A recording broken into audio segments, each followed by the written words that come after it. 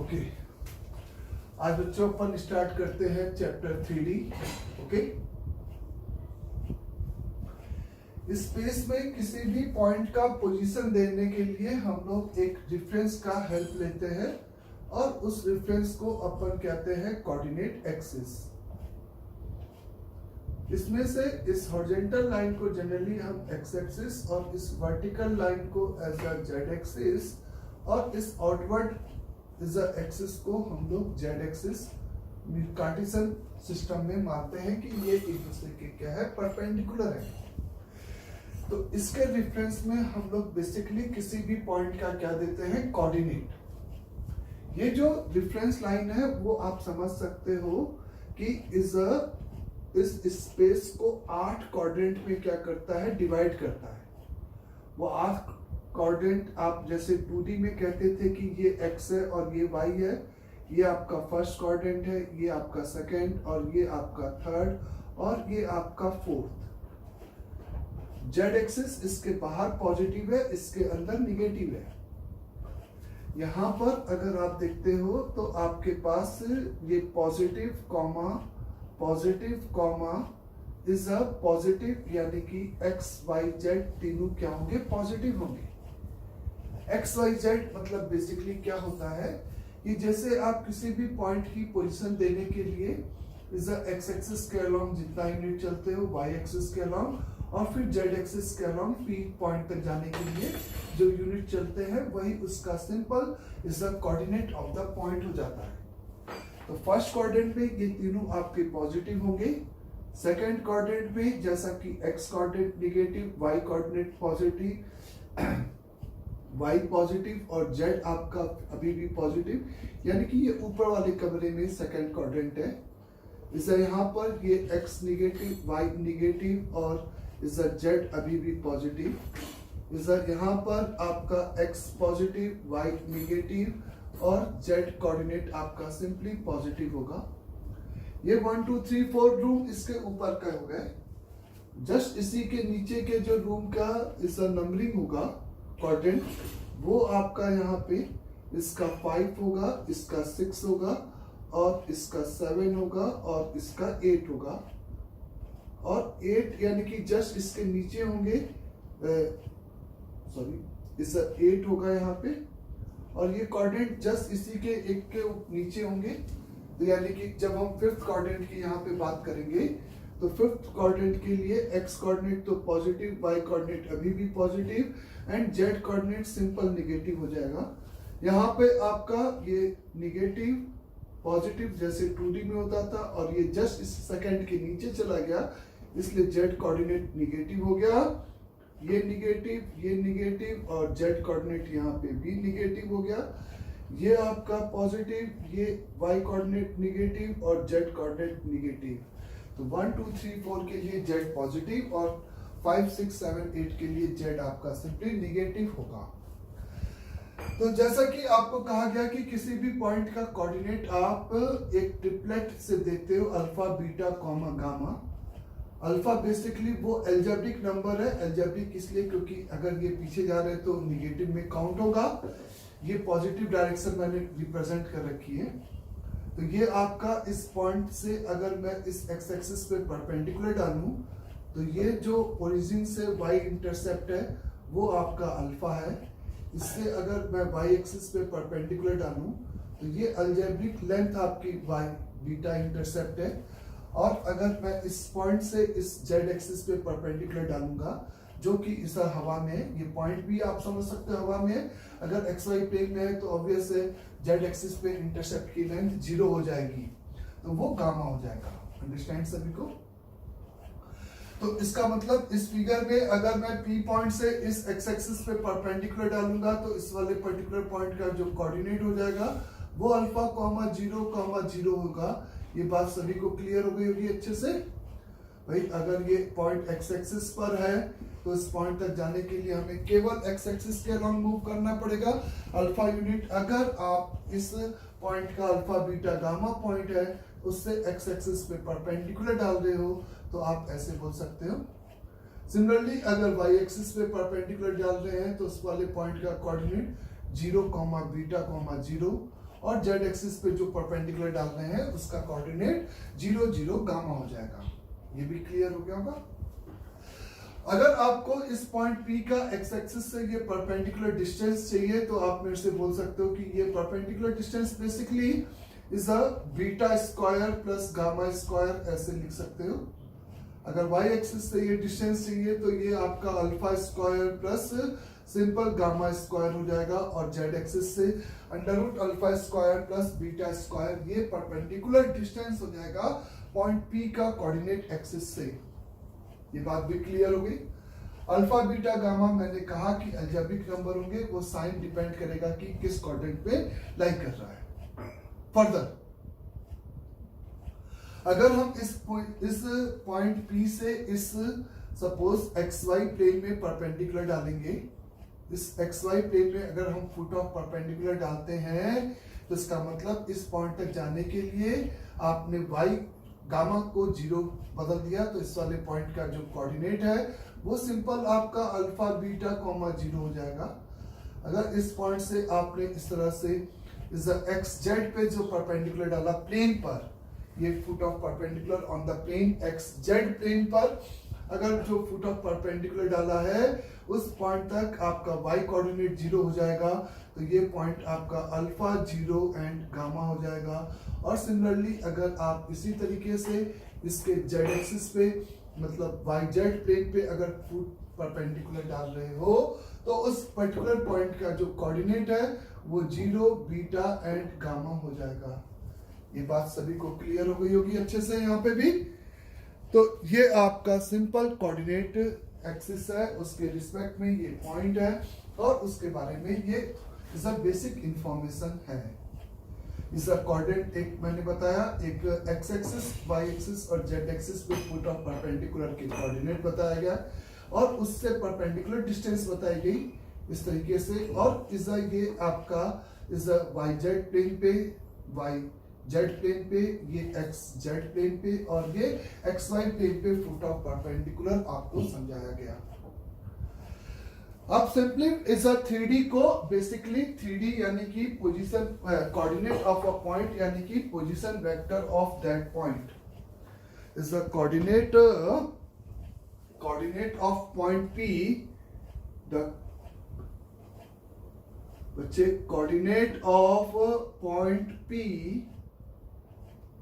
Alpha beta gamma is equivalent to the position vector of point P is alpha का i cap plus beta का j cap and gamma का k cap.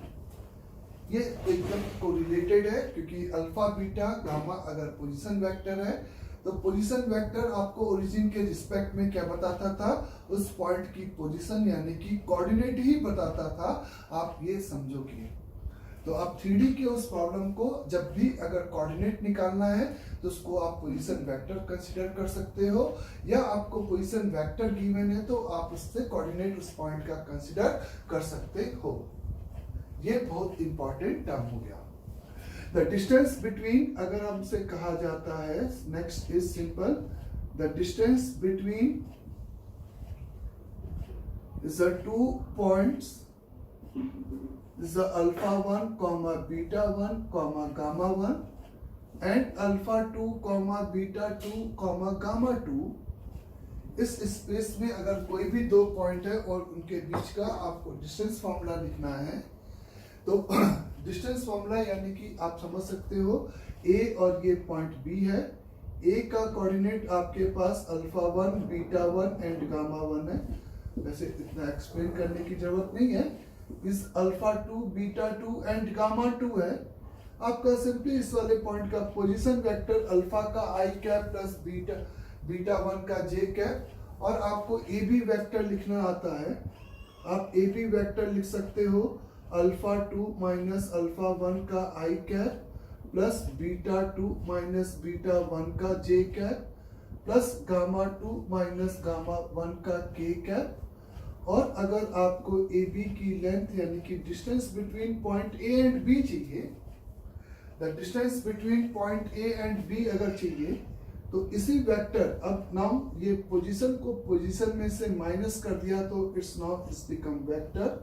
तो अगर ये vector हो गया तो आप सिंपली यहाँ पर इसका मैग्नीट्यूड यानी कि अल्फा 2 माइनस अल्फा 1 का whole square plus beta 2 minus beta 1 का whole square plus gamma 2 minus gamma 1 का होल स्क्वायर, इस तरीके से फिर से बोल सकते हो। तो the distance between the 2 points whose coordinate are given by simple, आप उस पोजीशन वेक्टर को उस पोजीशन में से माइनस किया और सिंपल उस वेक्टर का क्या ले लिया, मैग्नीट्यूड कंसीडर कर लिया। ये आपको डिस्टेंस बिटवीन द 2 पॉइंट्स का फॉर्मूला हो गया। उसके अलावा अगर अपन को यहाँ पे सेक्शन फॉर्मूले की बात करते हैं, कुछ भी नया नहीं है, 2D वाला ही है, बस इस एक या वेक्टर वाला ही आप समझ सकते हो। अगर आपको कहा जाता है कि एक पॉइंट, फिर से एक पॉइंट है जिसका कोऑर्डिनेट सिंपल आप लिखते चले, x1, y1, z1 है, x2, y2, z2 है, और एक पॉइंट जो कि इसको m:n के रेशियो में इंटरनल या एक्सटर्नल डिवाइड कर रहा है। तो पॉइंट P का कोऑर्डिनेट, तो point coordinate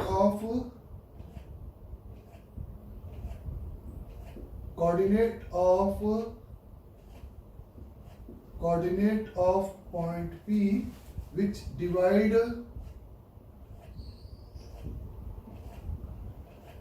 divide AB is to m:n, एक बार इंटरनल और एक बार एक्सटर्नल की बात करेंगे। तो उस केस में इस पॉइंट P का कोऑर्डिनेट जैसे 2D में लिखते थे, cross multiplication mx2 plus n का x1 divided by simply m plus n, comma is a m का y2 प्लस n का y1 divided by m plus n, comma m का z2 plus n का z1 upon m plus n। बच्चे इस minus नीचे लिख देता हूं यहीं पे, इस simply consider the plus sign for, हमें पता है internal division, and the negative sign for is the external division. ये आपका सिंपली यहाँ पर coordinate of the point P हो गया, जो कि उसको m:n के रेशियो में क्या कर रहा है, यहाँ पे डिवाइड कर रहा है। तो प्लस इंटरनल और minus for external division point के लिए हम लोग उसका कोऑर्डिनेट वहां पे क्या कंसीडर कर लेंगे, इस माइनस कंसीडर करेंगे। अंडरस्टैंड सभी को ये बात भी। नाउ अगर हमें इस तरह से इस सिंपल ऐसा ही क्वेश्चन होता है कि ABC हमें इस 3 पॉइंट दे रखे हैं, और अगर अपन को इस कहना है कि मैं फिर से रिपीट कर रहा हूं, ये बात अपन वेक्टर में भी बोल चुके हैं, ये फिर से इनके पोजीशन वेक्टर यानी कि इस तरह से कोऑर्डिनेट आपको गिवन है, और आपको वेरीफाइड करना है कि whether the points are collinear है कि नहीं है।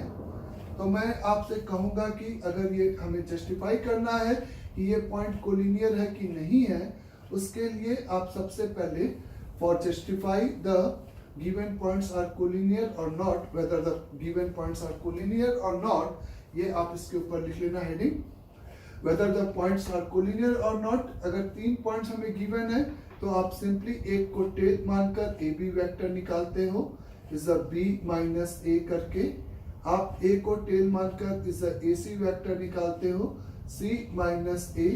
अगर आप ये देखो कि AC vector if equal the if AC vector is equal to the lambda times of B minus A vector है, यानी कि AB वेक्टर है, तो आप क्या होगे, अगर ऐसा है कि ये वेक्टर इसका कुछ लैम्डा टाइम्स है, लैम्डा मतलब कोई भी मल्टीपल हो सकता है, देन उस केस में आप कहोगे कि is ABC are simply is a collinear points हैं। बोले बच्चे, ये आपका कोलिनियर पॉइंट्स है। और आप यहाँ पर मेरा कहना है कि AC और A से आपको अगर ये लैम्डा पॉजिटिव आया, इसका मतलब ये हुआ कि इज AC AB यानी कि मेरा कहना है कि AC आपका मान लेते हैं पॉजिटिव में ये 1 से बड़ा है, मतलब AC B बीच में होगा।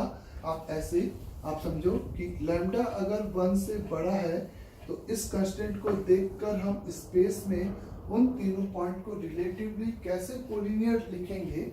हम लिखेंगे कि अगर AC की वैल्यू तो A यहाँ पर है, B यहाँ पर है और C यहाँ पर है, क्योंकि ये आपका AB वेक्टर है और ये आपका AC वेक्टर है।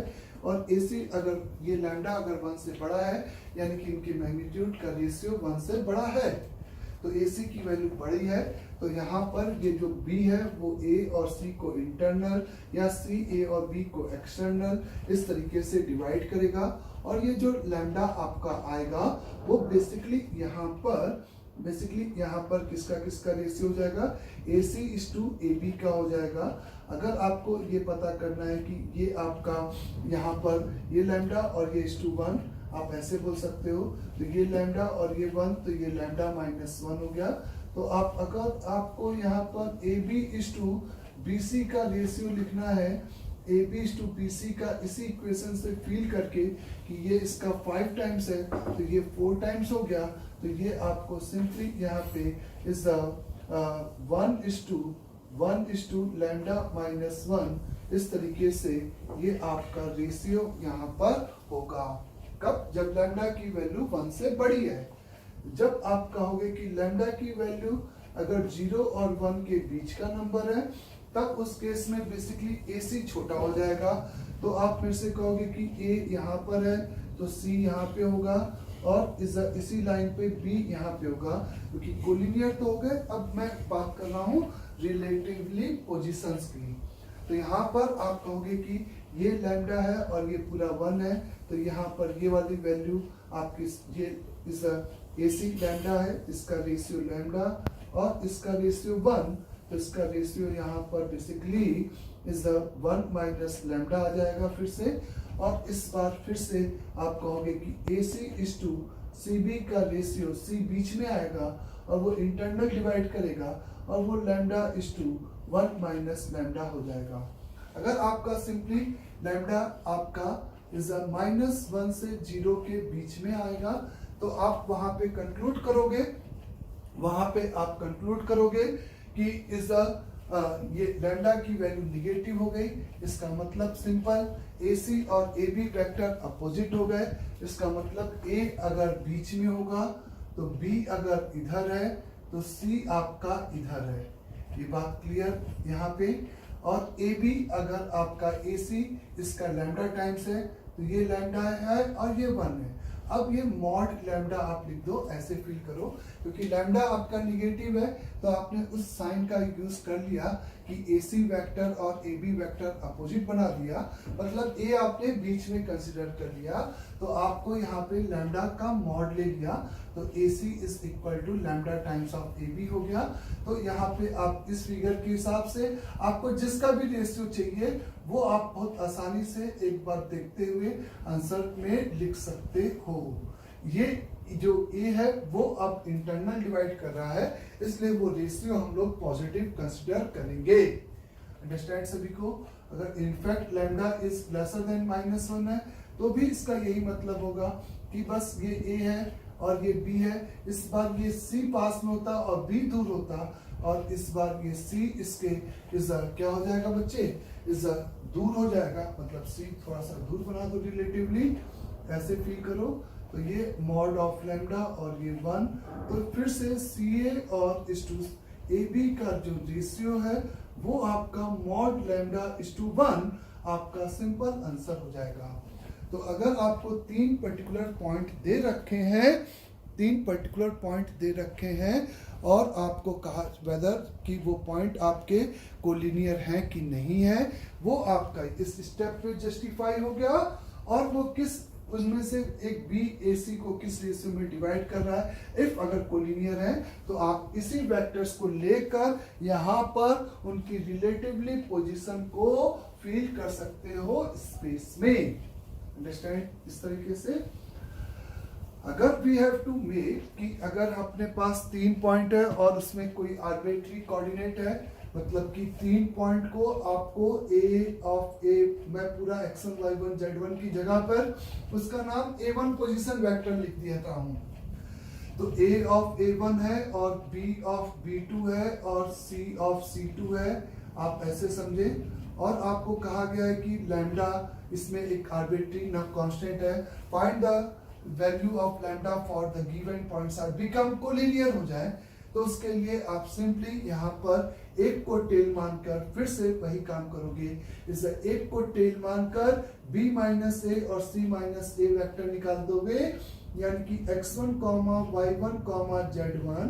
अगर इस वाले को x2 y2 z2 पॉइंट है और इस वाले पॉइंट का कोऑर्डिनेट x3 y3 z3 है, तो if point A B and C are collinear आपको बनाना है मतलब कि आपको आर्बिट्री कांस्टेंट चाहिए, उसमें जो इसमें यहाँ पे कोई लैम्डा का टर्म्स है उसकी वैल्यू चाहिए।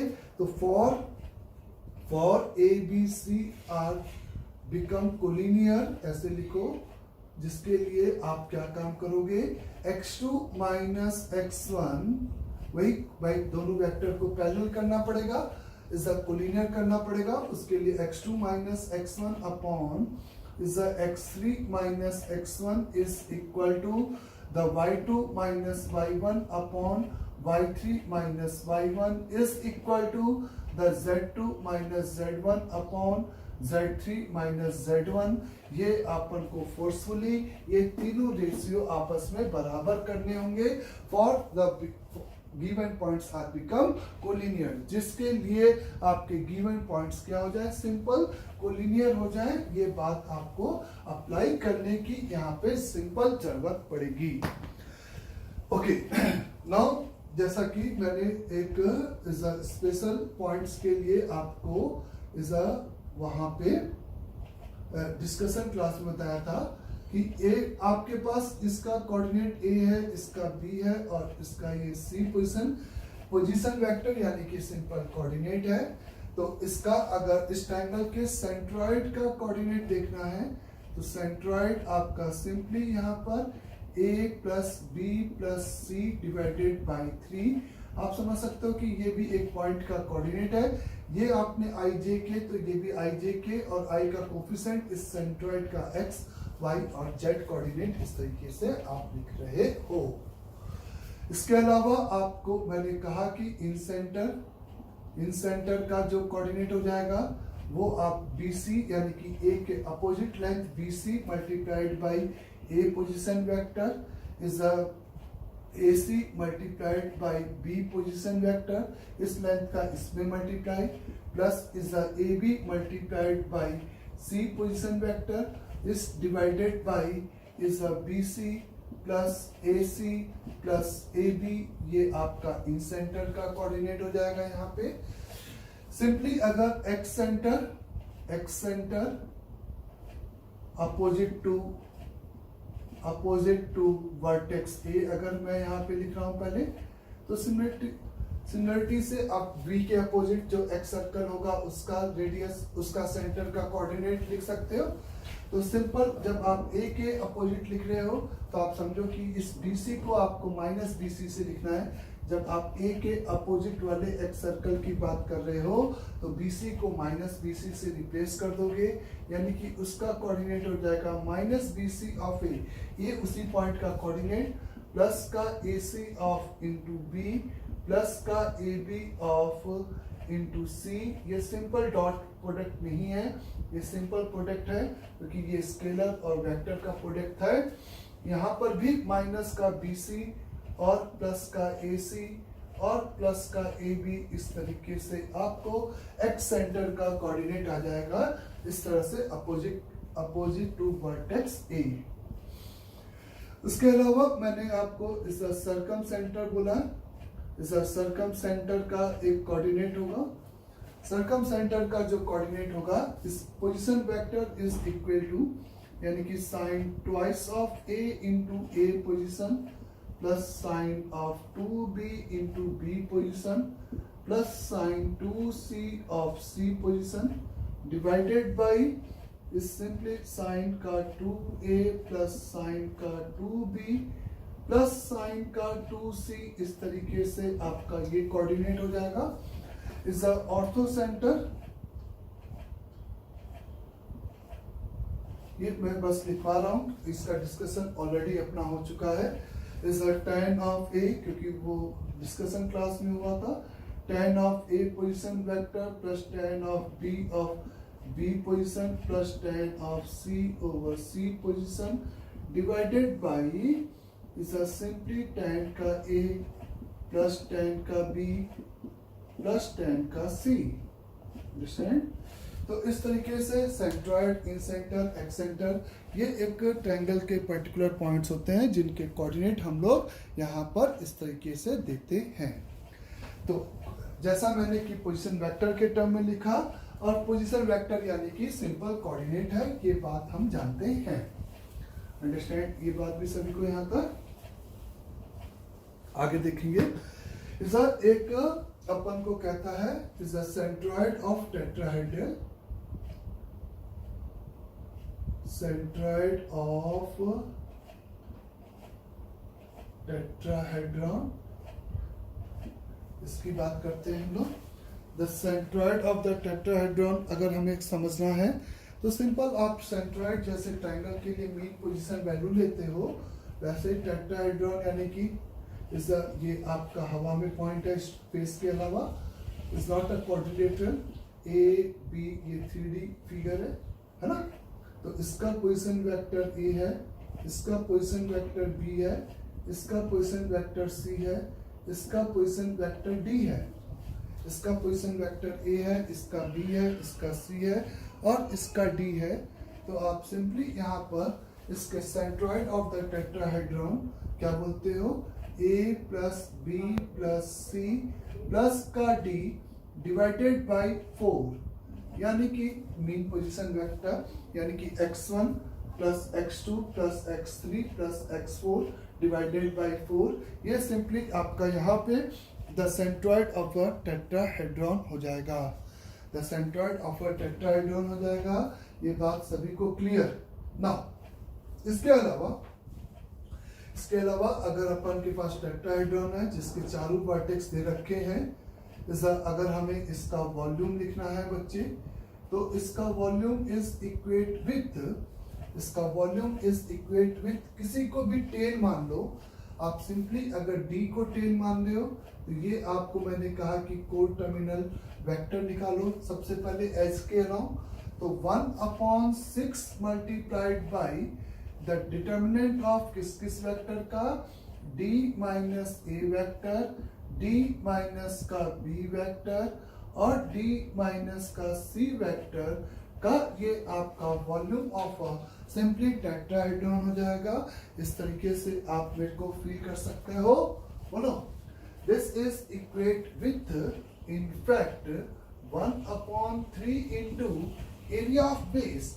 आप किसी भी एक ट्रायंगल को बेस ले लें, अगर मैंने ए बी सी को ही बेस ले लिया तो ए बी सी को अगर मैंने सिंपली यहाँ पे बेस कंसिडर किया है तो आप सिंपली यहाँ पे मेरे से बोल सकते हो 1/3 multiplied by area of base, यानी कि ए बी सी अगर उस ट्रायंगल के पोजीशन वेक्टर्स हैं तो उस ट्रायंगल का जो एरिया आएगा half into A cross B plus the B cross C plus C cross A into simple height, ये आपका आएगा।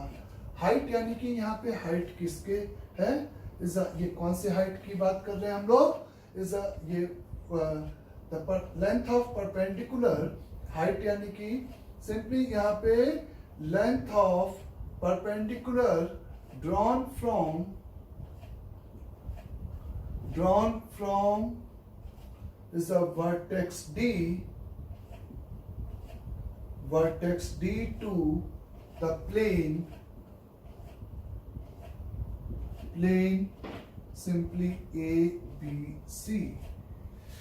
तो ऐसा, क्योंकि ABC को अगर बेस लिया है तो उसका एरिया लिखा और हाइट यानी कि अपोजिट वर्टेक्स से उस प्लेन का सिंपल परपेंडिकुलर डिस्टेंस, ये मेरा क्या हो गया, वॉल्यूम ऑफ अ टेट्राहेड्रल।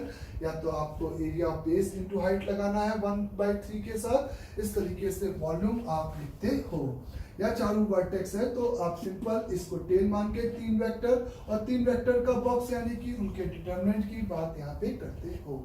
तो अगर आपको ये परपेंडिकुलर डिस्टेंस चाहिए इस पॉइंट से इस प्लेन का, तो आप सिंपली यहाँ पर इस तरीके से प्रोसीड कर सकते हो। या आपको एक और तरीका है कि आपको सिंपली अगर इस प्लेन का ये एक आपका ABC प्लेन है, परपेंडिकुलर डिस्टेंस के लिए आप ऐसे भी फील कर सकते हो कि ये पॉइंट D हवा में, जिससे कि मैंने इस पे परपेंडिकुलर डाला, जिससे कि इस पे परपेंडिकुलर डाला है, बोले बच्चे। तो अगर हमें ये लेंथ यहाँ पे चाहिए, तो ये लेंथ निकालने के लिए मैं आपसे कहूंगा कि आप बेसिकली इस D-A वेक्टर का, ये आपका इंक्लाइंड वेक्टर हो गया, ये आप फील कर सकते हो। D-A वेक्टर का या किसी भी D-A या D-B, it does not matter, उसका बेसिकली आप क्या निकाल रहे हो, इस वेक्टर पर इज अ कंपोनेंट निकाल रहे हो। क्योंकि आप देखो ऐसे, ये आपका प्लेन है जिसका ये आपका यहाँ पर ऐसे आप ऐसे समझ सकते हो बच्चे कि ये आपका एक वेक्टर है, ये प्लेन है, मतलब कि A अगर एक पॉइंट माना मैंने, तो A से ये दो वेक्टर निकल रहे हैं, B माइनस का A है ना, और C माइनस का A, ये दो वेक्टर है, इन दोनों वेक्टर से ये प्लेन बना। ये आपका यहाँ पे D-A वेक्टर हो गया, जिसके हेड से आप ये को टर्मिनल हो गए, ये तीनों, ये फील हो रहा है सभी को यहाँ पे। D-A ये वेक्टर हो गया, और इसी के हेड से इस प्लेन पे फुट ऑफ परपेंडिकुलर चाहिए। तो ये लेंथ निकालने के लिए मैंने आपसे पहले भी कहा है कि किसका किसके ऊपर प्रोजेक्शन, इसके क्रॉस इस प्लेन के नॉर्मल पर D-A का प्रोजेक्शन निकाल दोगे। तो D-A का डॉट करोगे किसके साथ, D-A का डॉट होगा is a simple A cross B plus B cross C plus C cross A। क्यों ऐसा मैंने बोला, क्योंकि इसका जो नॉर्मल वेक्टर है, इन दोनों का क्रॉस करने पे यही प्लेन का नॉर्मल आएगा ट्रायंगल का, जो कि A cross B plus B cross C plus C cross A आएगा, और डिवाइडेड बाई उसी का मैग्नीट्यूड जिस पे हम प्रोजेक्शन लेते हैं, यानी कि A cross B plus B cross C plus C cross A। ये बेसिकली सिंपल यहाँ पर हाइट ऑफ या लेंथ ऑफ परपेंडिकुलर ऐसे लिख सकते हो, this is equal to the length of perpendicular, बोलो लेंथ ऑफ क्या हो गया, is a perpendicular drawn from,